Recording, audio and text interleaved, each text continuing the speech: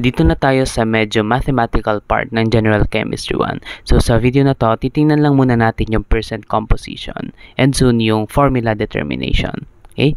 So gusto ko kapag ganito yung topic natin, palagi tayong may katabing periodic table of elements and scientific calculator. Kasi yun yung kailangan natin para makapagsagot ng percent composition.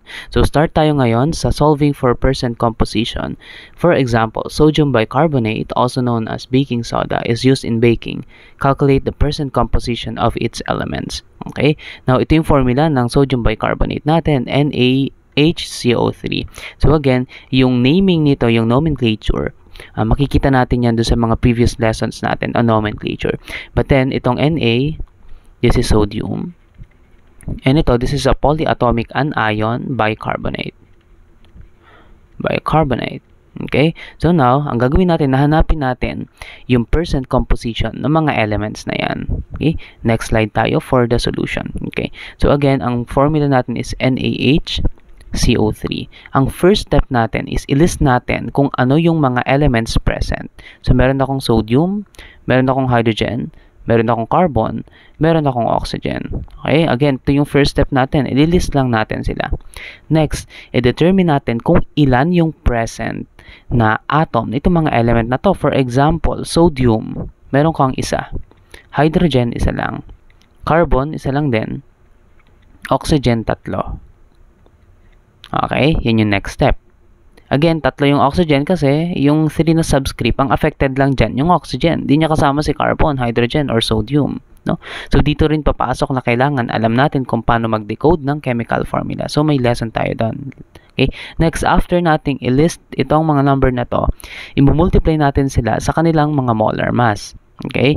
Ang makikita nyong unit sa periodic table of elements ninyo is grams per mole, or siguro hindi grams per mole, AMU. Ayan, pero they take the same value. Okay, so whether you use this unit or this unit, yung value natin, they should be the same. Okay, so for example, yung sodium, kung i-check nyo sa periodic table of elements, 23. So take natin yung value na 23 and i-multiply natin siya dun sa 1. Okay, so again, yun yung process natin. Kunin nyo yung molar mass nila, i-multiply nyo kung ilan sila. Doon tayo kay hydrogen. Kay hydrogen, ang molar mass niya is 1.01. Kay carbon, that is 12 na lang, okay na yan. And then yung oxygen is 16. Now, kung medyo magiging strict yung mga teachers ninyo, papakuha talaga nila yung pinakang value na nakalagay sa periodic table of elements. No? Pero for the sake of discussion and makita natin yung procedure, okay na to mga values na to. Kasi for example, oxygen, baka ang ibigay dyan sa inyo is 15.9998 or 98, yung mga yan. No? And then, for example, sa hydrogen, 1.008. So, pwedeng yung mga values na yon. Okay. Now, i-multiply natin sila. Dito muna tayo sa sodium. 1 times 23 is just 23. Hydrogen, 1 times 1.01 is 1.01. For carbon, 1 times 12 is just 12. And for oxygen, 3 times 16 is 48. And then, i-add nyo lang sila. It will give us, may 0.01 tayo dito. 8, 9, 10, 14. 2, 3, 4, 8. So, 84.01. Okay? Now, itong 84.01 grams per mole, okay, don't forget the units, no? Ito may grams per mole yan. Tsaka ito. Ito rin may grams per mole, grams per mole, grams per mole, grams per mole. Now, itong 84.01 na to, ito yung molar mass, okay? Molar mass of sodium bicarbonate. Okay? Next, ang next na gagawin natin, kukunin natin lahat ng values na to as the numerator of this. So, this will be our denominator para makuha natin yung percent composition ng lahat. So, isulat ko lang uli dito. Meron akong Na, hydrogen, carbon, and oxygen. Yung sodium ko, ang nakuha kong product kanina is 23. 23 divided by 84.01. 84. Okay na yan, 84. And then, for hydrogen, sige, sulat natin 84.01. For hydrogen, meron akong 1.01 divided by 84.01. For carbon, nakuha ko is 12 divided by 84.01. And lastly, for oxygen, ang product na nakuha ko is 48 divided by 84.01. Now, hindi natin pwedeng gamitin si 16 kasi yung 16, ito yung molar mass or atomic mass ng isang oxygen atom. Ilan ba yung present dito sa formula natin? 3. So, ang iti-take natin na value is itong 48, which is yung product nito. Okay? So, para ma-check natin, kailangan itong mga nasa numerator, kapag in-add nyo sila, makukuha nyo yung denominator. For example, 23 times 1.0, plus 1.01 plus 12 plus 48, they should be equal to 84.01. Okay? Next, gagawin natin, multiply natin sila sa 100, silang lahat. Multiply by 100. And then, ayun, gagamit na tayo ng calculator. Alright, for example, sa sodium, meron tayong 23 divided by 84.01. So, this is 27.4. Yan.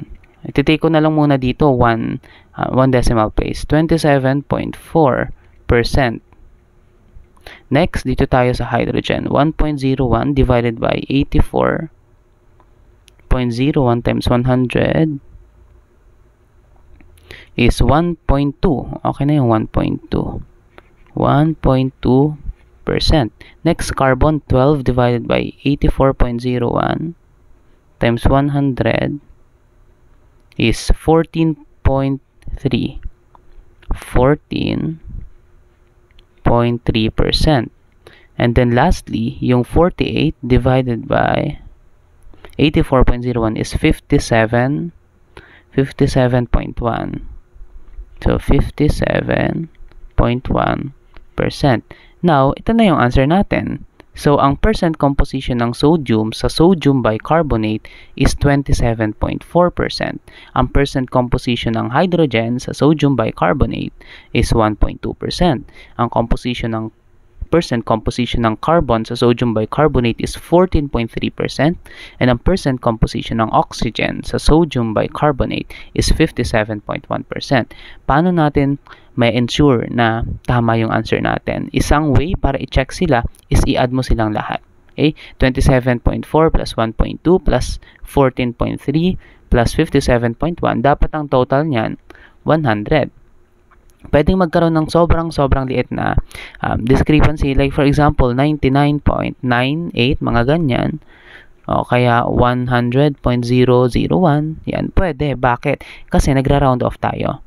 Okay? So, kapag actual solving na, ang suggestion ko, palaging ifa-follow sa significant figures. Kasi dito hindi natin sinunod Kasi ang purpose natin is makita ano ba yung mga steps. So, again, kapag actual solving na, for example, in your quiz or exam or any activity, palaging ifa-follow sa significant figures. Okay? So, yan yung answer natin. Again, ang first step, i-list ang mga elements. After i-list ang elements, i-determine kung ilan sila. Pag na-determine kung ilan sila, i-multiply sila sa kani-kanilang mga molar mass. And then, makukuha mo tong answer na to. Okay? Yung mga products na yan, i-add natin sila para makuha yung molar mass ng buong compound. Okay? Pag nakuha yung molar mass ng buong compound, i-divide na natin. Okay? For sodium, you have 23 divided by 84.01. Hydrogen, 1.01 divided by 84.01. And then for carbon, 12 divided by 84.01. And oxygen, 48 divided by 84.01. Pwedeng ganito natin siya isipin. Pwede nating isipin na si sodium, nakakuha ng 23 sa exam. Yung exam over 84.01. Ano yung percentage niya? 27.4. Okay? O, si oxygen. Si oxygen, naka 48 sa exam. Yung exam, up to 84.01. So, ano yung percentage niya? 57.1%. Okay? So, yan yung pag-solve natin ang percent composition.